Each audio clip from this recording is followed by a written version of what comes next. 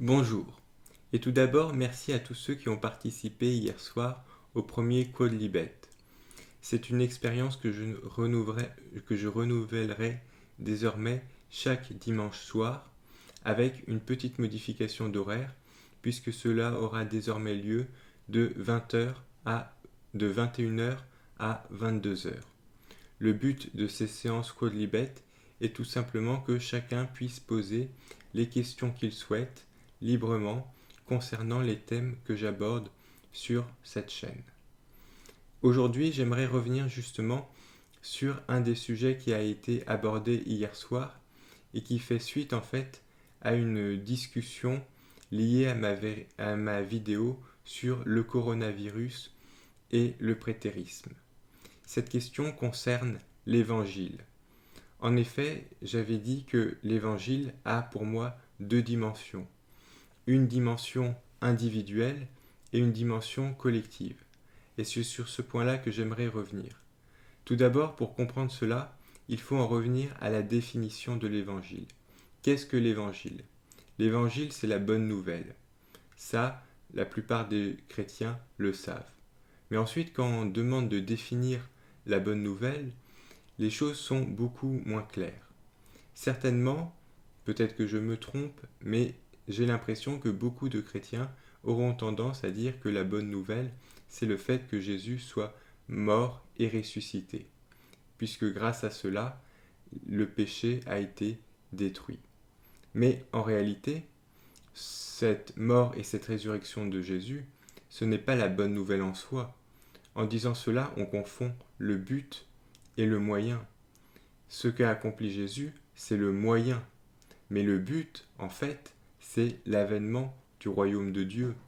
Et la bonne nouvelle, c'est justement la venue de ce royaume de Dieu. C'est très clair lorsque l'on lit les évangiles. Mais une fois que l'on a établi cela, on peut se poser une deuxième question. Qu'est-ce que le royaume de Dieu ? Ou alors le règne de Dieu, en fonction des traductions, puisqu'il faut savoir que c'est le même mot grec qui peut désigner l'un ou l'autre. Eh bien, je pense que la réponse est donnée dans la prière du Notre Père.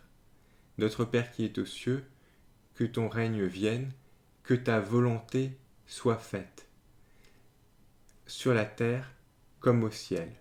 C'est-à-dire que le règne de Dieu, eh bien, c'est tout simplement l'application de la volonté de Dieu sur terre. Ce qui est déjà réalisé dans le ciel doit être maintenant accompli sur terre. Et en comprenant cela, on peut mieux saisir ce qu'est le péché. Le péché, en fait, c'est justement tout ce qui dévie de la volonté de Dieu. Maintenant, une fois que nous avons défini cela, je pense que l'on peut mieux comprendre pourquoi il y a deux dimensions. La volonté de Dieu doit bien sûr régner dans notre vie, c'est la dimension individuelle, et cela passe par la conversion, dont je vais d'ailleurs te reparler prochainement. Mais il y a aussi une dimension sociale, sociétale. La volonté de Dieu doit régner dans le monde. Et en réalité, ces deux choses sont extrêmement liées et on ne peut pas les séparer, puisque l'individu ne peut pas être séparé du milieu dans lequel il vit et l'un influence l'autre. Avant d'y revenir, j'aimerais déjà faire un point sur cette dimension collective que l'on trouve nettement affirmée dans la Bible.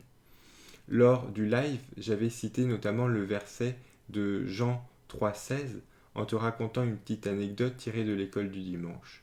Ce verset très connu dit « Car Dieu a tant aimé le monde ».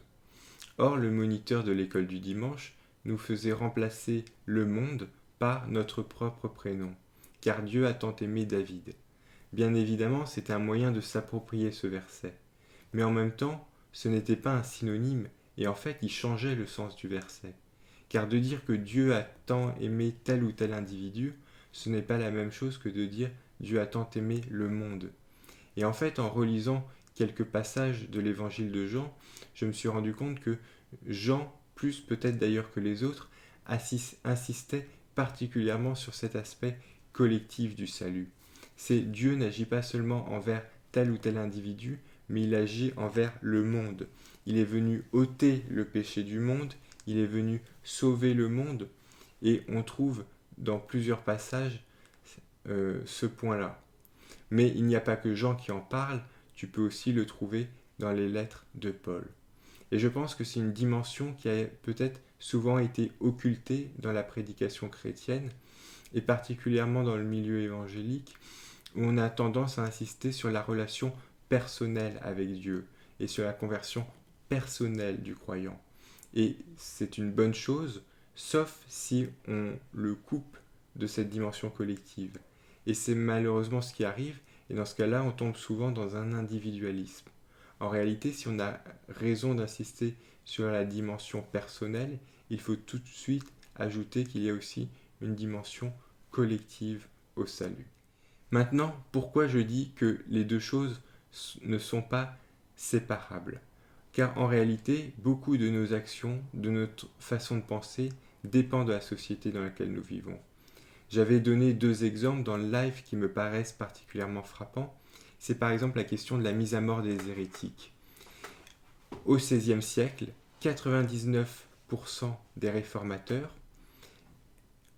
estimaient ou auraient répondu oui si on leur avait posé la question « Faut-il mettre à mort les hérétiques ?»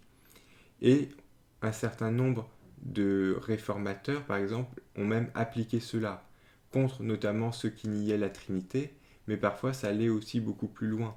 Il y a par exemple des villes réformées en Suisse qui ont voté la mise à mort pour ceux qui refusaient le baptême des petits-enfants, ce qui voudrait aujourd'hui dire mettre à mort beaucoup d'évangéliques. Et aujourd'hui, si on pose la même question à la plupart des théologiens évangéliques, je suis sûr qu'il y aurait 99% qui diraient non. Alors comment expliquer ce retournement total? Pourtant, les théologiens évangéliques ont exactement la même Bible que les réformateurs du XVIe ou du XVIIe siècle. Et pourtant, à cette question aussi cruciale, on a un renversement complet.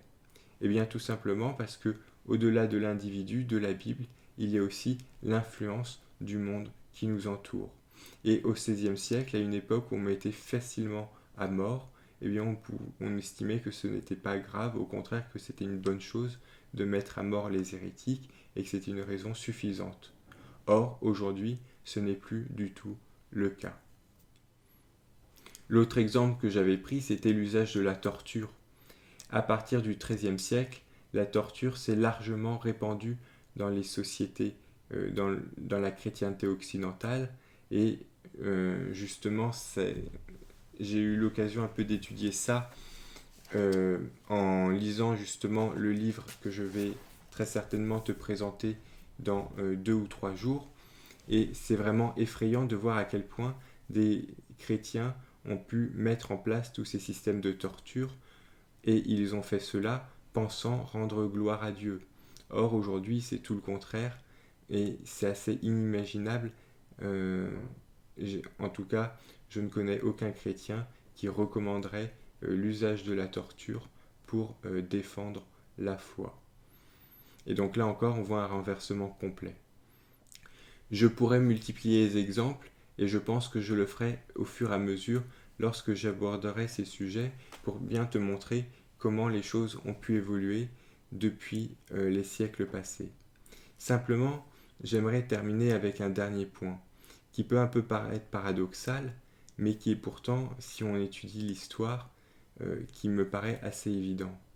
C'est que finalement, dans l'histoire, il y a certains non-chrétiens qui ont pu, même sans en avoir conscience, finalement, œuvrer à l'avancement de l'Évangile, œuvrer à l'avancement du royaume sur terre, tout simplement en défendant des causes qui sont fidèles, qui correspondent à la volonté de Dieu, alors même qu'à côté de ça, il y a des chrétiens qui ont pu s'opposer à tout cela.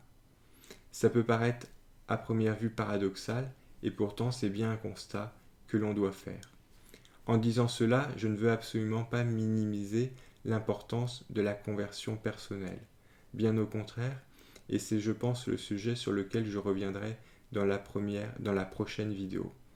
La conversion personnelle est absolument nécessaire au salut et absolument décisive.